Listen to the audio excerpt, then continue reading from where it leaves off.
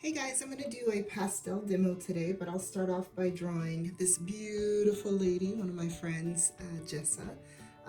Thanks for the photo. Photos done by Jed Demoline. Sorry if I said it wrong, but you're awesome. He's a great photographer, so if I can do it right, I'll put his link in the video as well so you guys can go check out his work. So I'm referencing his photo.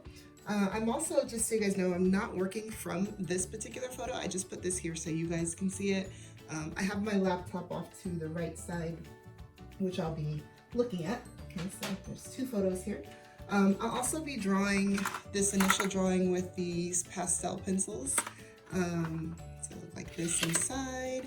I'll probably be using this particular one. These pastel pencils don't have names, they have numbers, and I don't think that's focusing, but I'll read it to you. It's 1400-305 is the number, so it's the red one. All right, so let's begin the drawing. So I have my paper. I'm working on a toned gray paper. I have it at a horizontal angle, and I'll just kind of start off by sketching out and working general to specific. So I tend to hold my pencils way back here when I draw, and I'll just kind of draw this out. So I have the top of the hat here, just kind of getting a feel of where everything would be. Let's say her hat is going something like this, and I keep it light, okay, so you're not seeing much on there. I want her head to be approximately here. Looking at her neck coming down.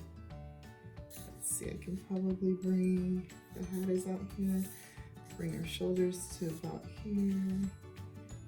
There's hair, so go ahead and kind of generalize, sketch some of these things in.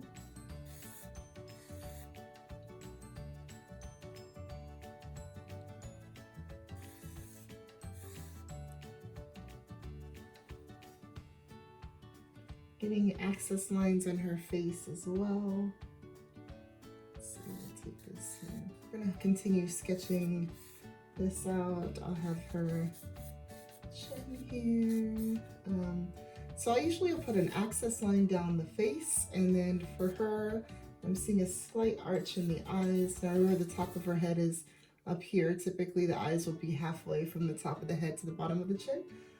So I'm just going to indicate that over here. And just remember that everything changes, so be flexible with your work. So just indicating where the nose, the mouth would be, kind of getting more into the jawline. I also have a kneaded eraser, okay? So I use the same kneaded eraser that I use for my charcoal pencils with my pastel. We'll go here, just kind of rough sketch that out. So you can also use, I'll be drawing with, it says full set on there, but it's a Prismacolor, the Prismacolor Nupastels, and they look like this. So if you don't have a pastel pencil, you could also just draw with this one, which I would consider more of the primary red, okay? So, or a Conte pencil, like a Sanguine Conte pencil works really well as well, so. I would not use charcoal pencil at all. The black and the charcoal will mix with your pastel and change your colors. You could use graphite if you want to. I just happen to like the pastel pencils or the Conte, because then whatever color I'm putting down will just kind of fade into the pastel at the end. So I'll start erasing some things I don't need.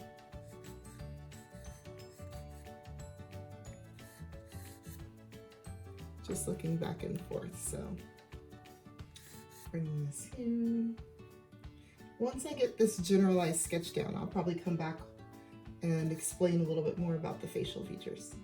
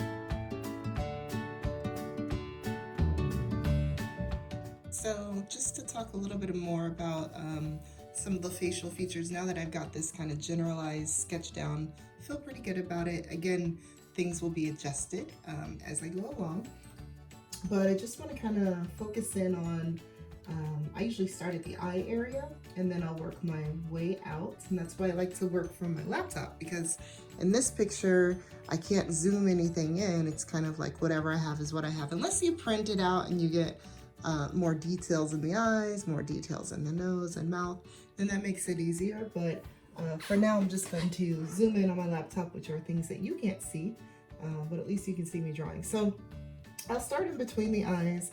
I'm just looking for areas where I can kind of see shadow masks or see shapes, and I'll work my way around from there. So just looking kind of at the eyebrows, how the eyebrows come around and arch there. Then I can see how the eye kind of looks like a sunset over the beach. And this little axis line that I have, kind of like a sad face arching downwards, helps me indicate where the bottom of the eye is going to be. So you don't want to make the eyes too big, because if you make the eyes too big, it looks like a cartoon, okay? So just be very mindful of the eyes. I think another thing people tend to mess up is the nose, especially the length of the nose. I find that especially a lot of my students tend to make the nose too long. And so the best way to look at it would be from the bottom of the eye here to where the nostril hits. That distance from there is not very long. So those are things that I kind of reference when I'm drawing as well. So any shading line or shadow lines, terminators, things that I can pick up on that show me structure, looking at the nose and kind of thinking of how to build up this nose. I'll just put a piece of paper on top of this and I'll come back to it in a second.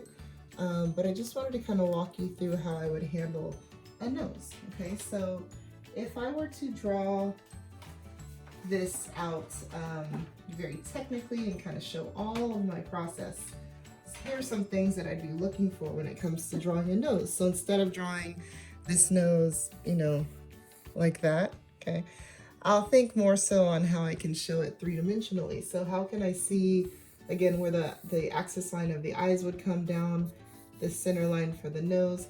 How can I really see where the nose is starting, the bridge of that nose as it comes down, the side of that nose, the right side of the nose, and the bottom of it, okay, which is kind of what you see here. You're seeing that top, we call them planes. So this top plane, the side, and then the bottom, okay? Then I want to indicate where the ball of the nose would be, and the flare of the nostril at an angle. And I usually add a little triangle at the bottom, and that helps me get this part right here, okay, to get the nose, okay? And then typically what I'll do is I'll see how this bridge of the nose will end up going into the eyebrow area, like that. And then the eyes will kind of sit right here along this axis line, okay? So that's what I'm thinking about. I just wanted to show it to you here because there's gonna be a lot of lines in here. You may not be able to see exactly what it is I'm trying to show you. So I'll just kind of draw out what I showed you just now in green, but I'll do that here. So I have this here.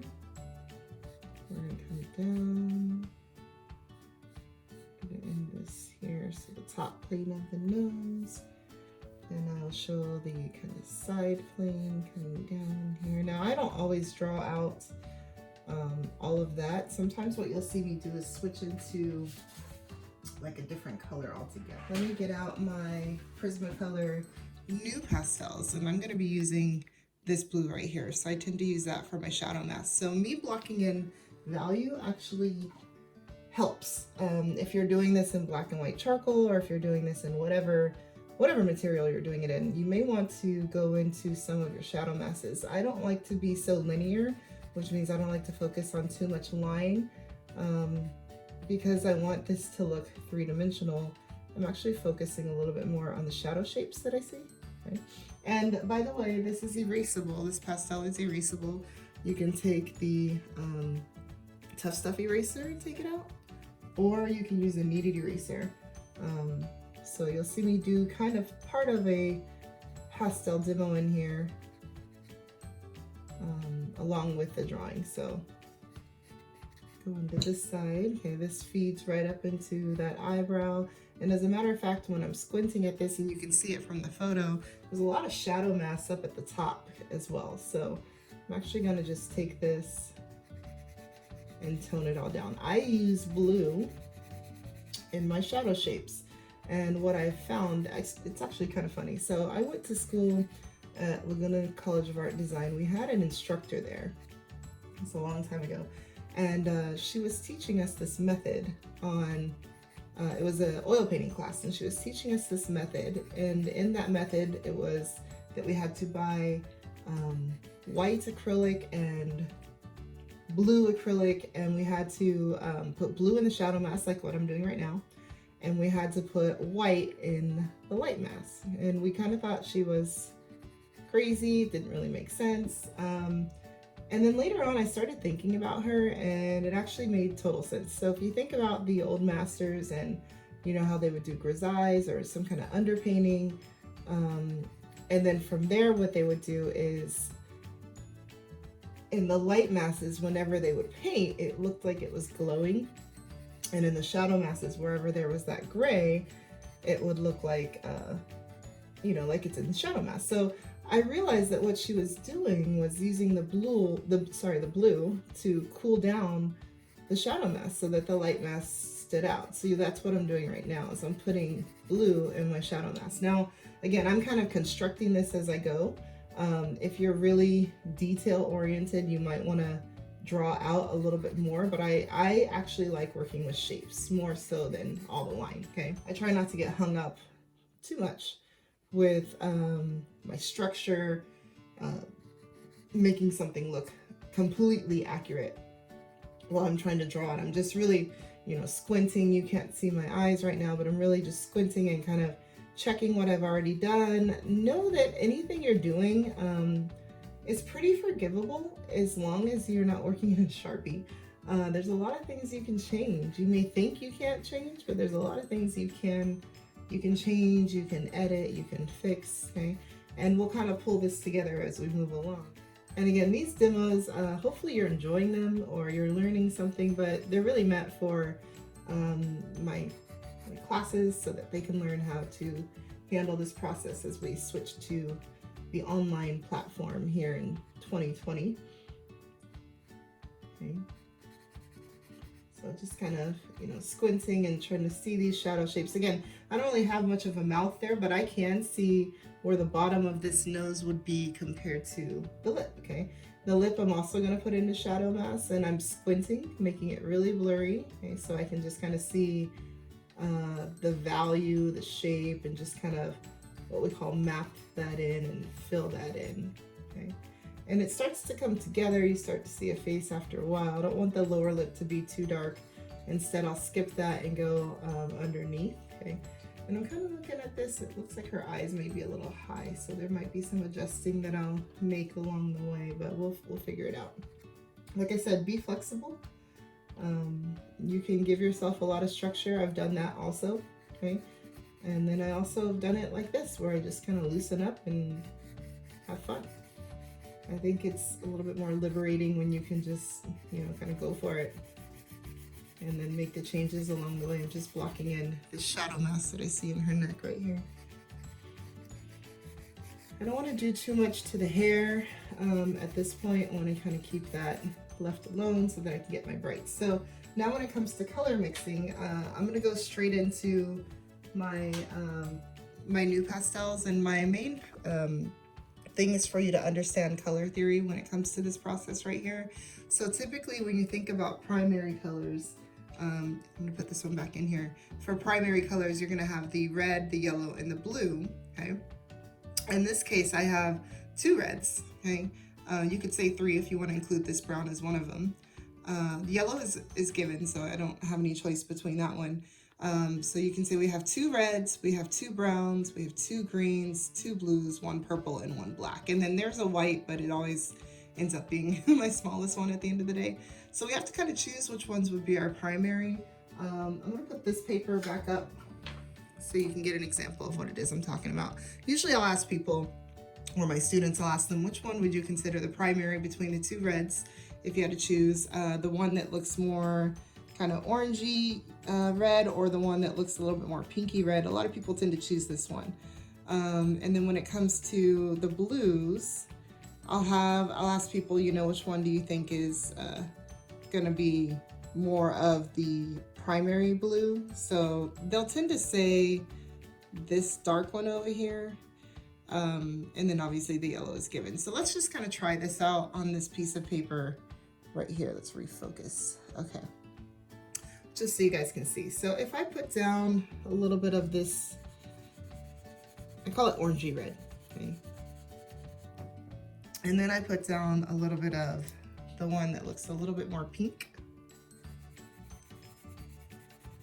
Again, you may say, well, that looks more red and that looks more orange. Well, I kind of agree with you, but once you add white to something, which is making the tints of it, and then anytime you use the white, you need something to wipe it off on. I just use myself, so. And then you go here, you can see how this one looks really pink, okay? And this one still maintains some of those properties of the white. So we're gonna use this as our primary red, not the pink one, okay? And then for the blues, I'll do it again. So we have this blue. This is the one I was using over here, okay? I consider this more of an ultramarine blue, so you probably know where I'm going with this. And then we have the darker blue that I asked you guys before.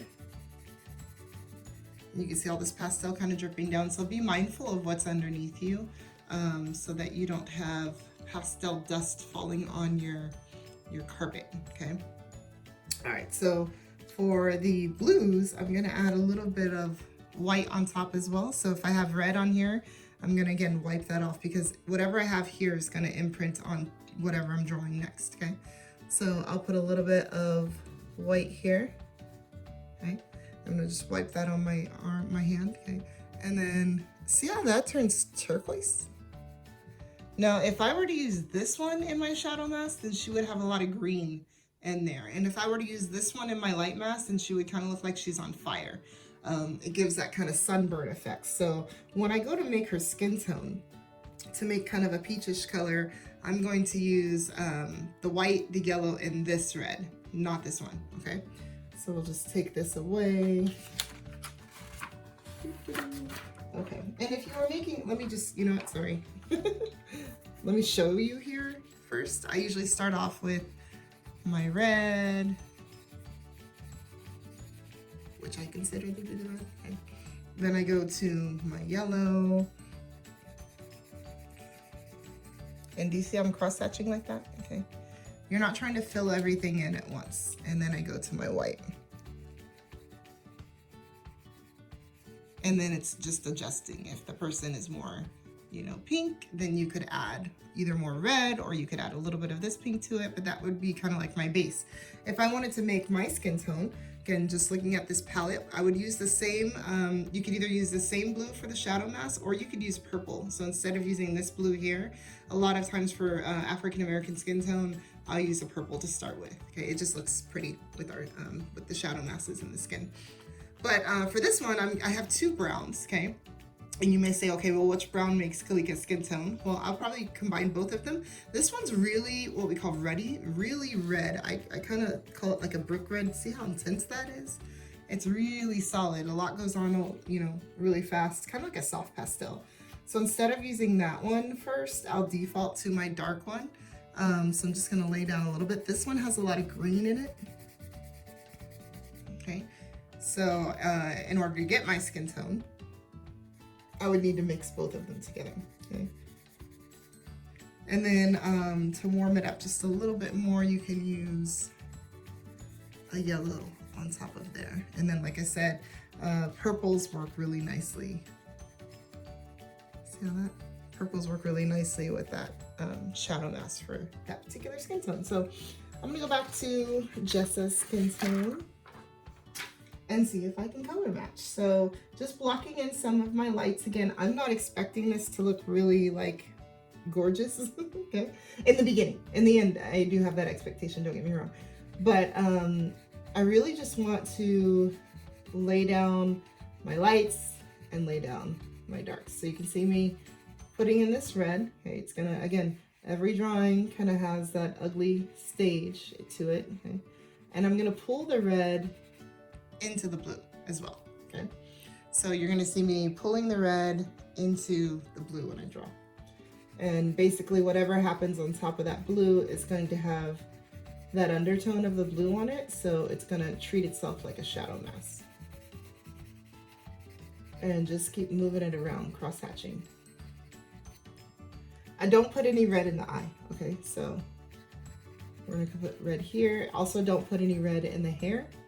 And I also would not put blue into the hair as well. So I'll talk about the hair separately. So I'm just kind of moving that around, go around the eye, because we don't want her eye to look like skin tone. Careful not to pull too much of the blue into the red. So I try to shade them separately. You'll notice how I'm kind of in the light mask and then I'll come to the shadow mask. So try to keep them separate.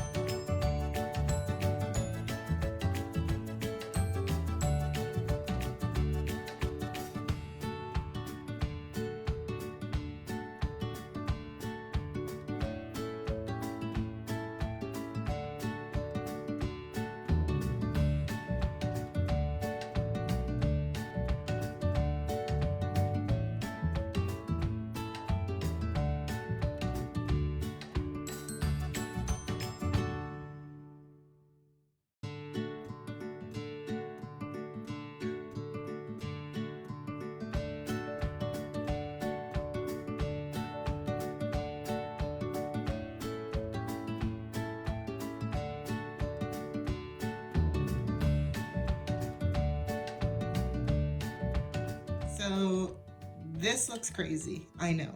And you're probably thinking, where is this going, Kalika? But hey, this is my method. So I'm just showing you how I do my pastel. So now, what's the mixture to make the skin tone like I told you before? What's the next color? Do you remember? If you guessed yellow, you got it right. Okay, so if there's anything on here that's going to influence whatever color is on there next, then you want to, again, wipe that off. So tend to keep my hand kind of dirty. You can wear gloves if you want to. I don't. I used to, because I used to not like this pastel in my nails, but now I don't care. All right, so what I'm doing right now is focusing on my light mask. Notice that I am avoiding putting the greens in my shadow masks. Why? What is green and blue? Okay, green and blue is yellow. So if you start putting too much, I'm sorry, green and blue is yellow. Green and blue is yellow. What am I thinking? Okay, green, no, not green. Yellow and blue are green.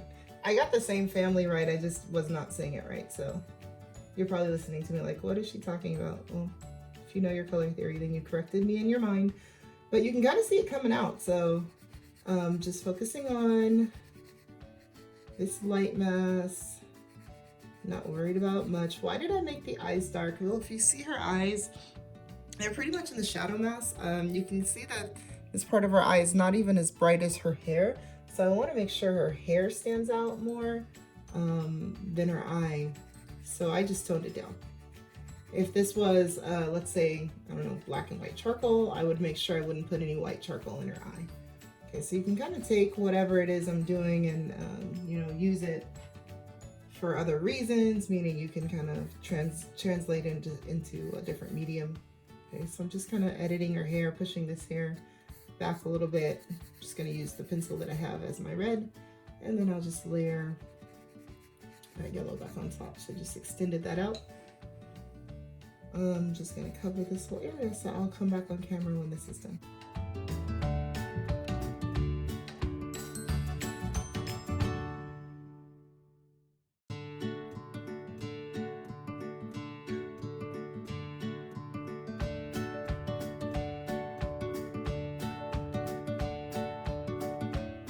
I'm gonna go ahead and put a little bit of the brown into her hair because I like to work foreground and background at the same time. So instead of starting with yellow, which you can do, I'm actually gonna start with the brown for the darker areas of her hair.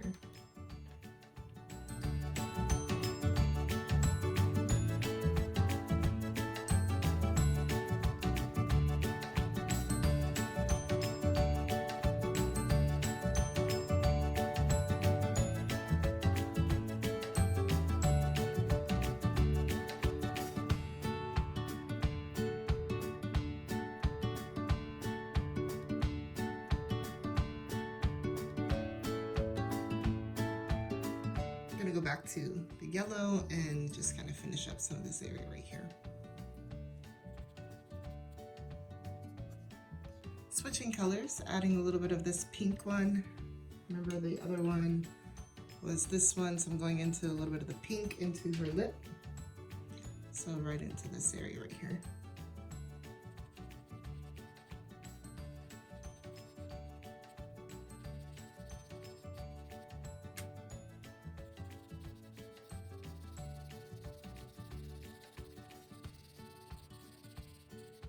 She's on fire! Okay, let's keep going. Let's take white and kind of tone this down a little bit.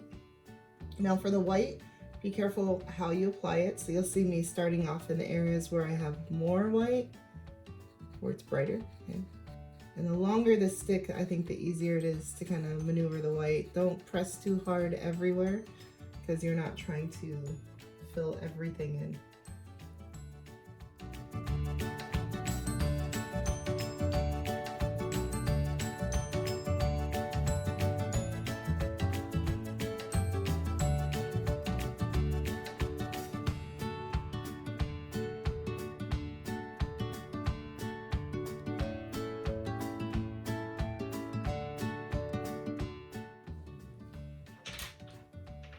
So I'm going to bounce back and forth between the white and the darker brown.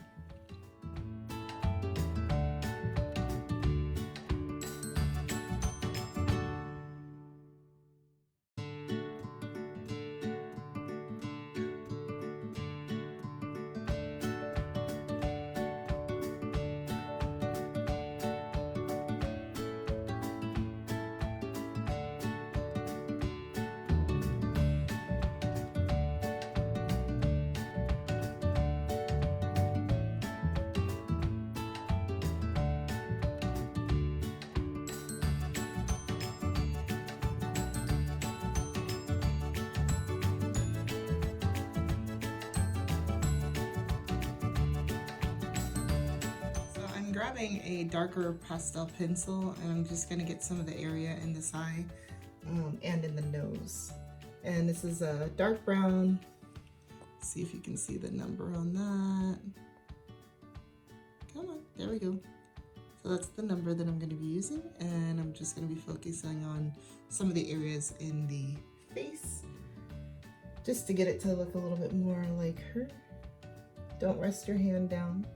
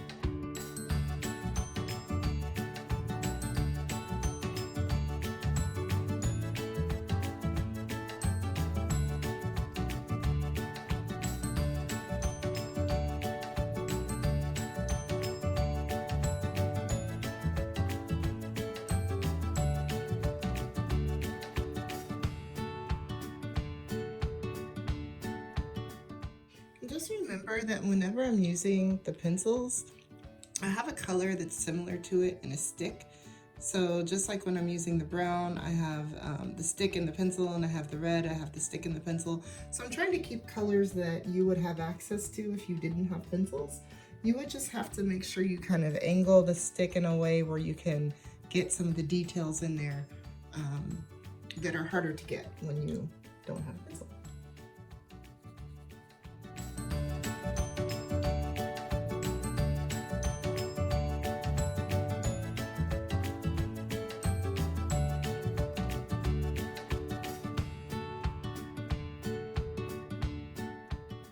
A lot of people say don't use black in your drawings. I do use black in my drawings, but I put something on top of it. So you'll see me either using the black stick or the black pencil. Then I'll layer blue or purple on top of it just so it's not as dark.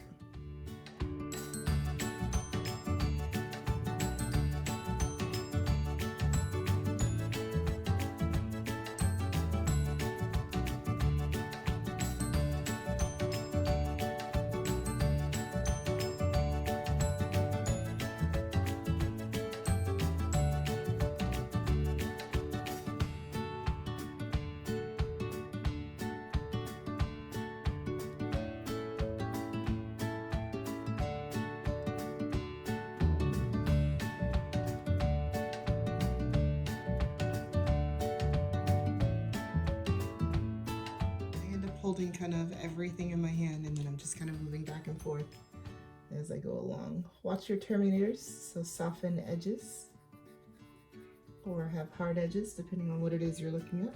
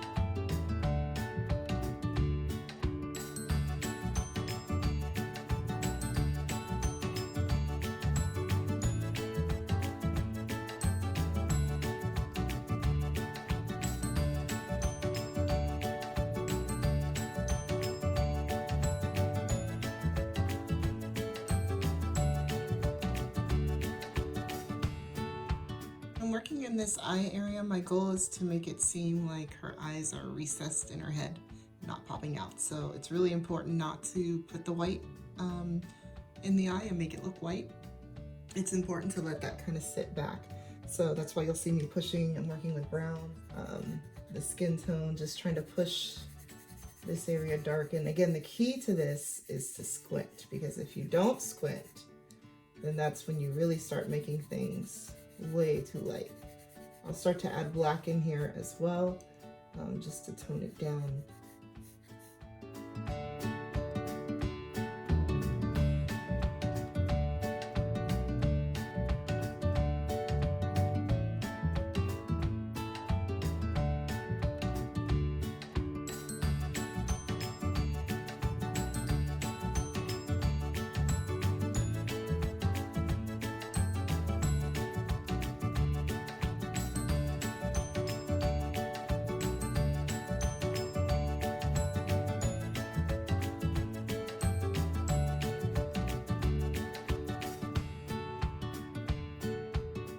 you're gonna see me kind of go back and forth between the two eyes to pull them together.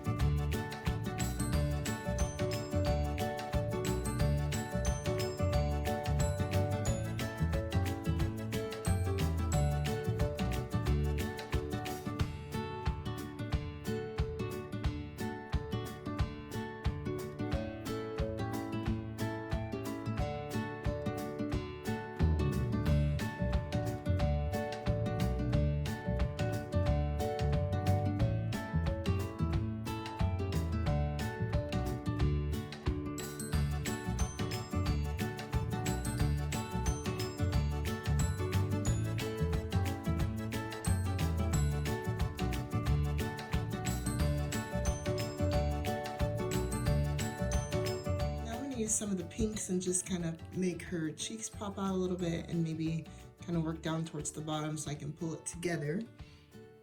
So we'll put a little bit of pink in the cheeks. Again, just layering. Whatever you put on last is going to show the most. So do you see how that looks like she's on fire?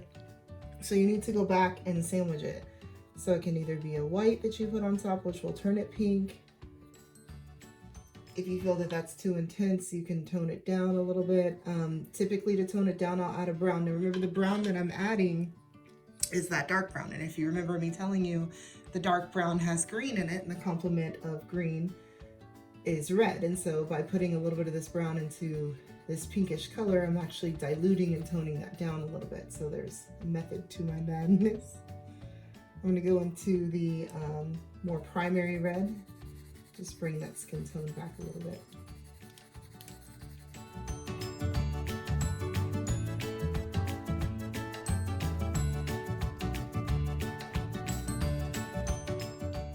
And I've found that I'm using also this color.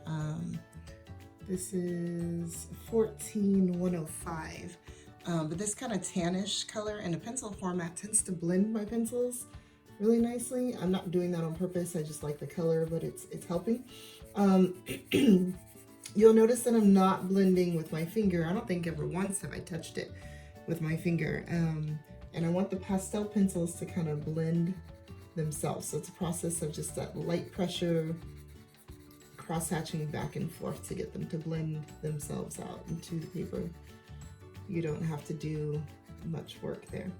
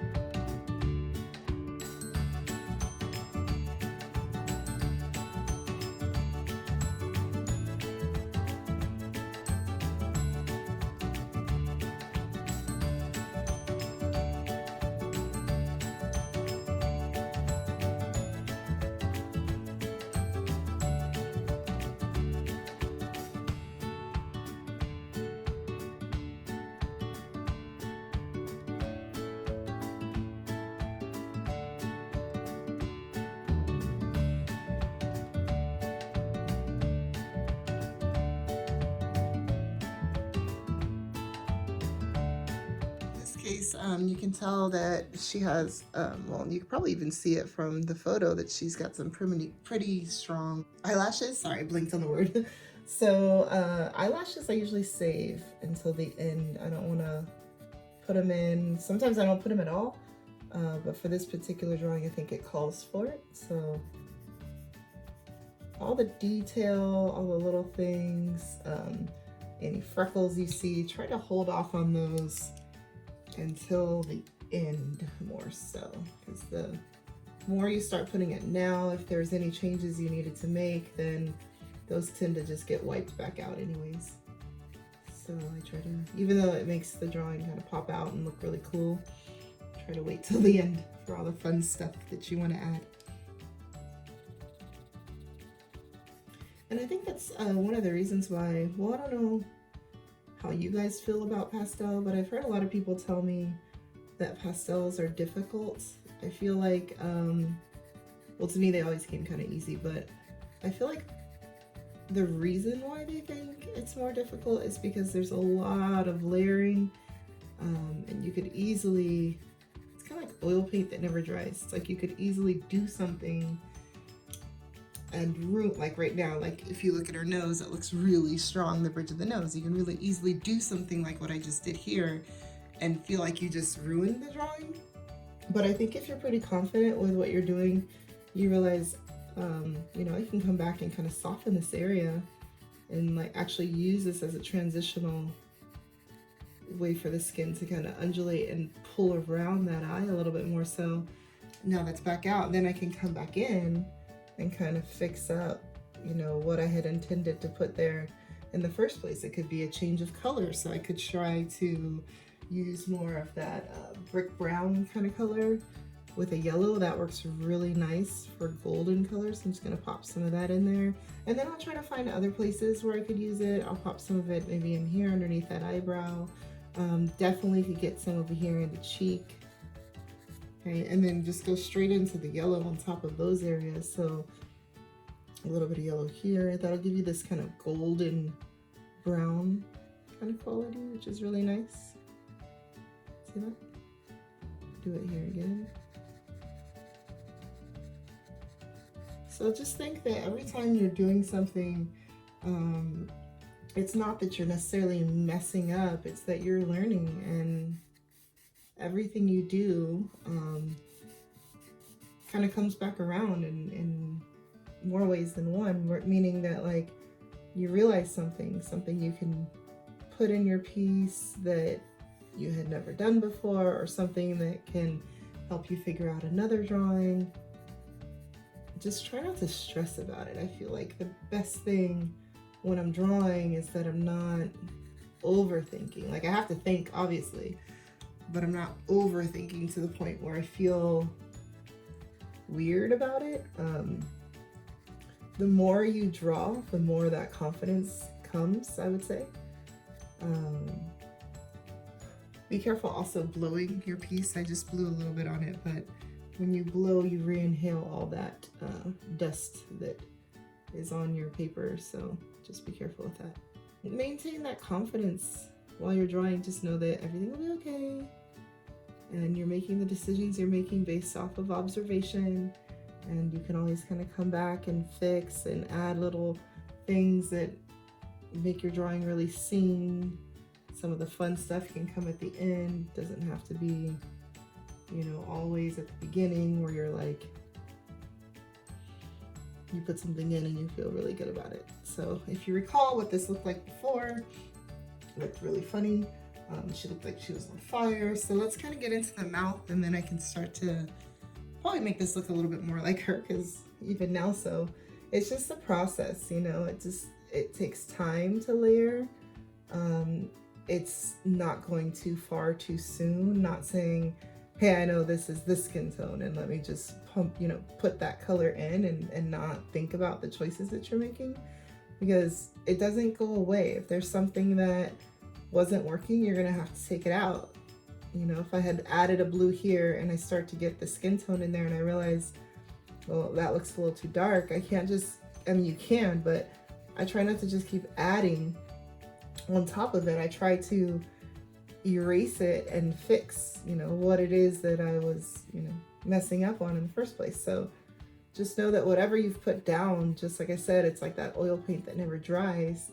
It's not going to just disappear on you. It's still there, and you have to either figure out a way to kind of pull it back around by adding colors that help each other or complement each other, or you have to take it back out because it's just not working. So keep that in mind too, that it's not always going to be first time everything is, you know, looking great. So hard edges here, again, I'm not going for 100% completed drawing in the beginning. I put something down, which I consider kind of my local color. Some people would have a tendency to want to smudge all this down because it looks really rough right now.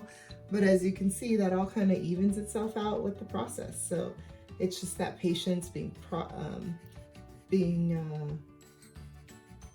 patient with your own process, and knowing that, hey, it'll come along, and then you can always soften or darken or adjust, but you got to get something down that you can adjust. Otherwise, you're just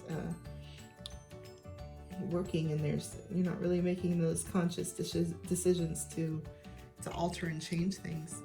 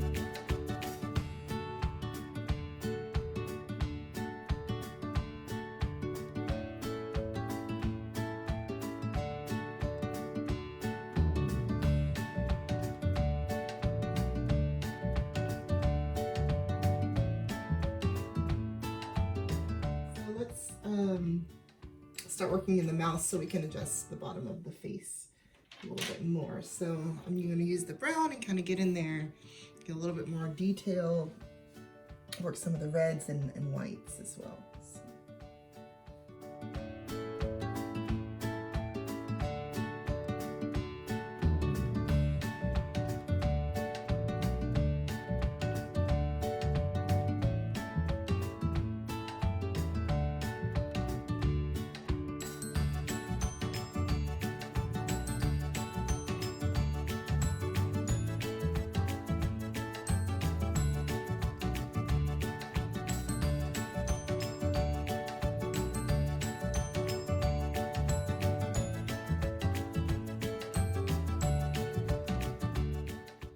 So what I'm doing right here is I'm getting rid of my outline because I don't want it to look like she's got some kind of crazy lip liner on. So I'm trying to get rid of the line and then just kind of go back in and fill in what I need with a lighter area above the lip.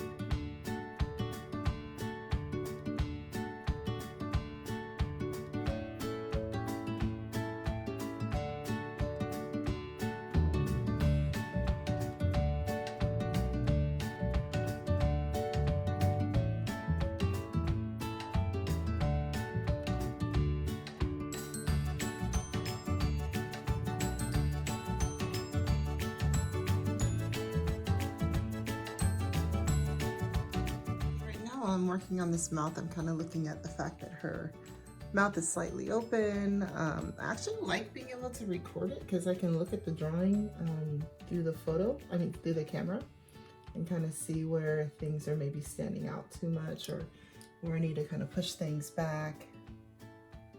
And that's a good tip for those of you working on your own. You want to take pictures of your work periodically, look at it in a mirror, maybe flip it upside down, doing all of the things that I just mentioned.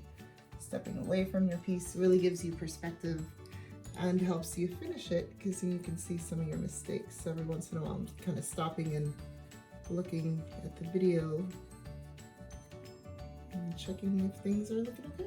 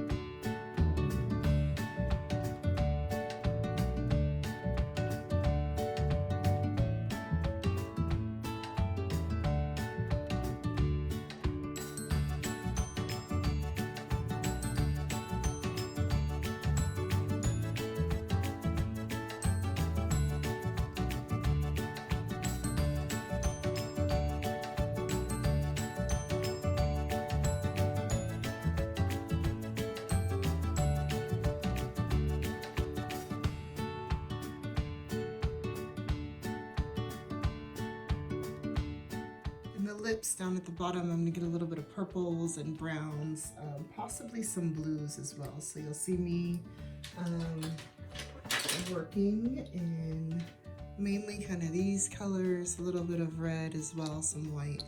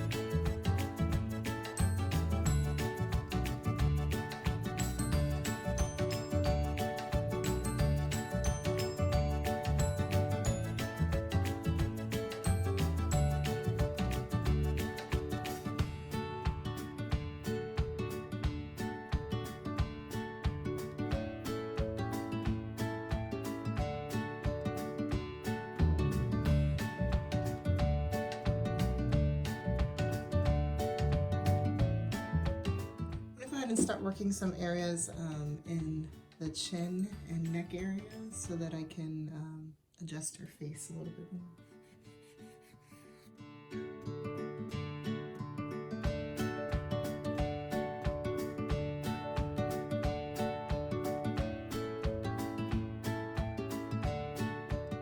You also notice when I'm drawing, I don't work on the flat side. That gives a completely different texture.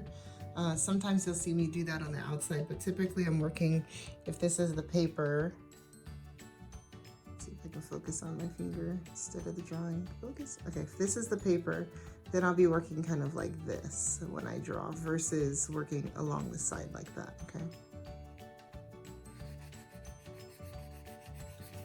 Again, just blocking in some of that skin tone so that her neck and her face work together. Then I use the darker brown to kind of tone that down.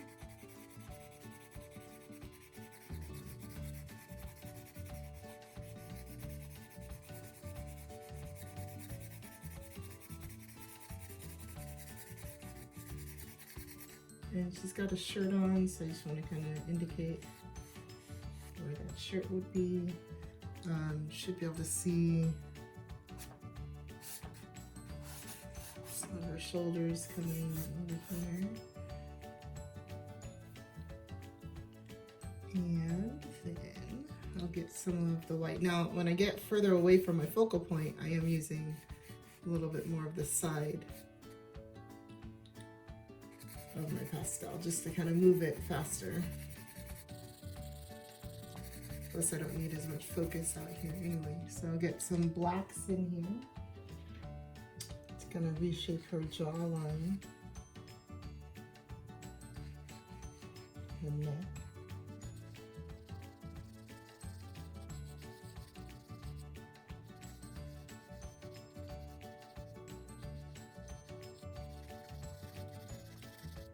Then I'm going to cover that with the brown. I'll do that again up here, so you'll see it happen up there too.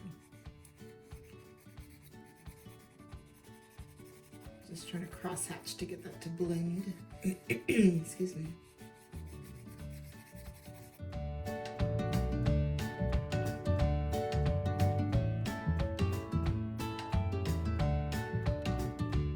Alright, so let's get a little bit of the hair in as well. So I'm going to use my yellow, but I'm going to use the side of the yellow. So I'm just going to clean that with my hand and I'm going to rub that down, okay?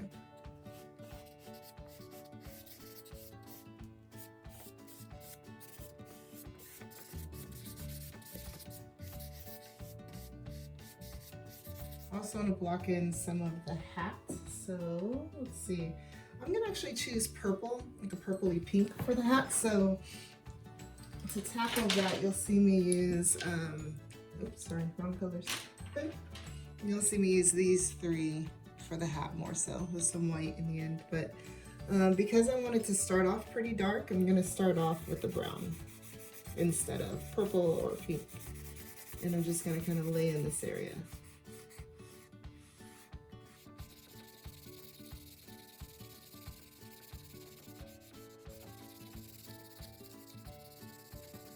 If you feel like you're gonna lose any structure, you can put some pinks in there just to kind of separate those areas that would be brown on brown.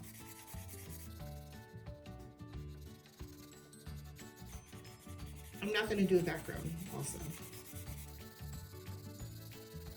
And then anything that you need to erase, remember you can still come back and erase. And you don't want any outline on there, so you can, anything that didn't need, oops, you can always go back and erase that.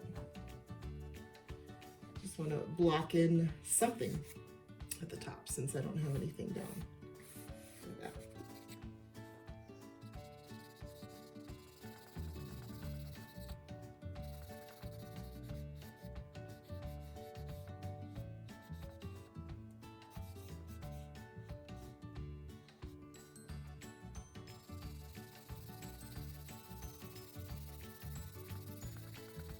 So we'll start with purples. I'm going to use the purple on the side just to get it down quicker. Again, it's out of my focal point. My focal point is her face, so it's out of that. I actually like that purple against the yellow. These are complementary colors, yellows and purples. So I think that's really pretty. See all this pigment? Again, that powder dropping down, just make sure you're not working on something where it's going to drop onto something you care about, okay? And I'll actually take some of this purple and go ahead and get it into the hair. A little bit of color unification. So just kind of tone this down. Okay. And I don't know exactly what she was wearing. Instead of a shirt, that actually looks like a necklace. So don't know what she was wearing. My drawing goes way beyond what is cut off in the photo. So some of this I'll have to make up. So you'll see how I kind of handle that as we pull this together. I do want this to look a little bit more pinkish, so I'll mix some of, not the primary red, but the one that looks more pink into there. Again, kind of pick up right there. And then of course I'll come back in with some black and brown and darken this up as well. Then I'll come to the top part.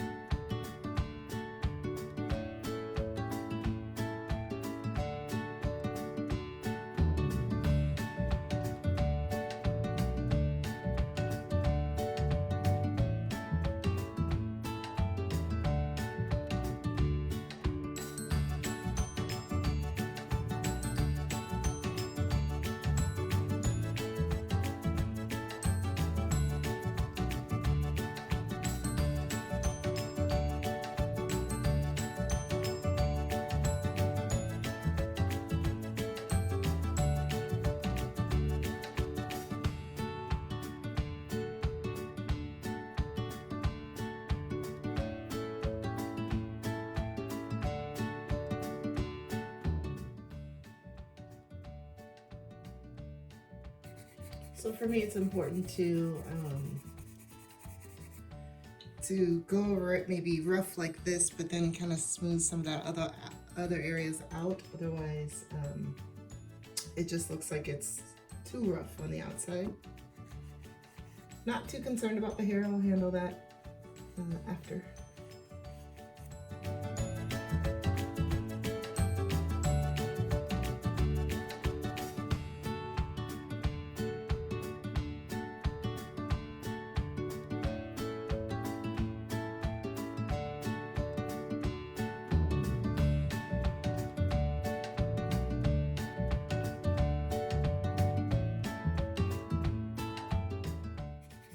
So I'm noticing that the distance from my eyebrow to my hat is way smaller than the actual photo. So I do realize that, but I kind of like it low like that. So I'm actually gonna leave it.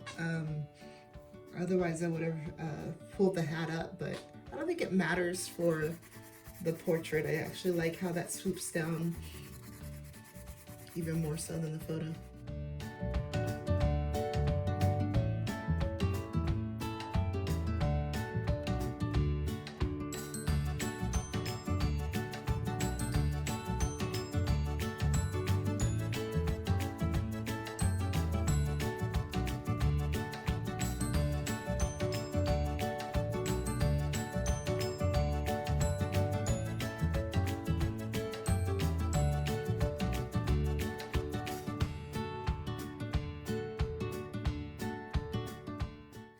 I'm doing a little cross contour here.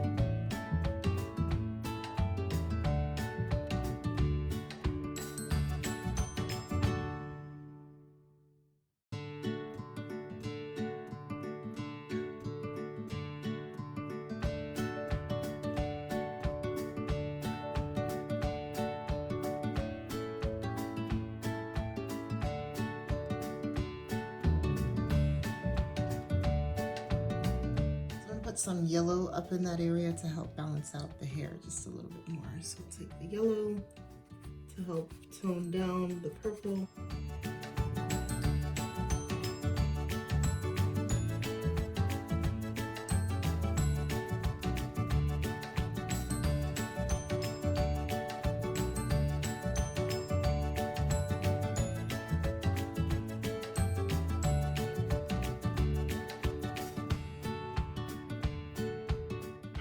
Work on the hair. We'll work down here a little bit, work in the eyes, get a little bit more detail. So your hands end up like this, that's normal. So enjoy the process.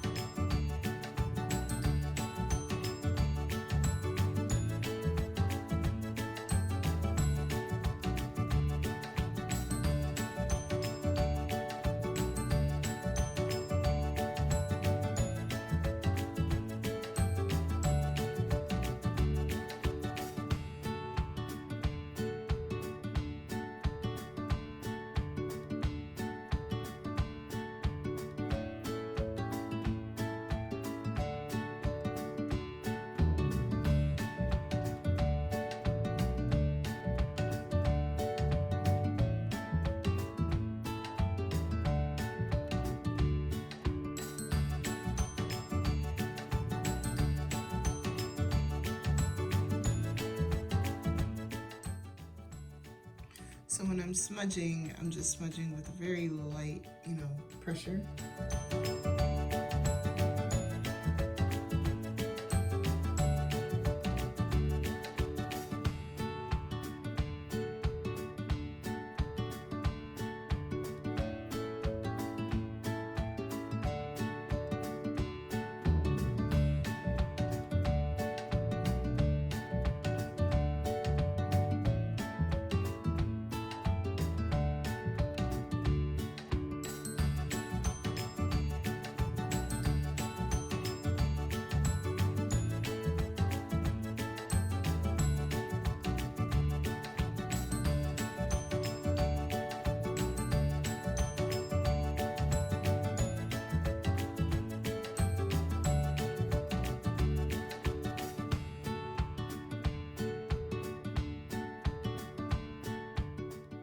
So now let's get in some of the hair.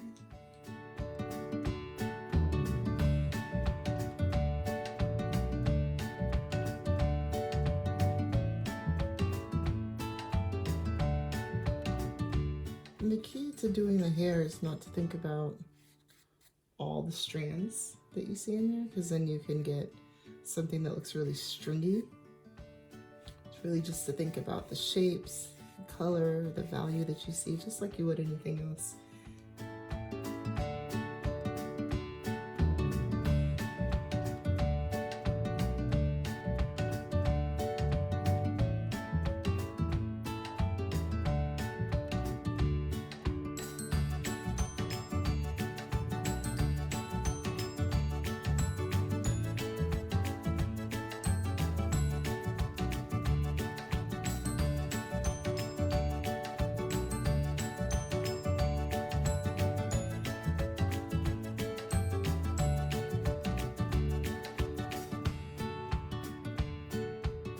Some straggly strands in here. One thing you could use for this part that I'm about to do is a white charcoal pencil, because that really helps get some of the details. I don't have a white pastel pencil at the moment, and what I'm doing is, as I slide this down, I'm rotating that to get some of the straggly hairs in there.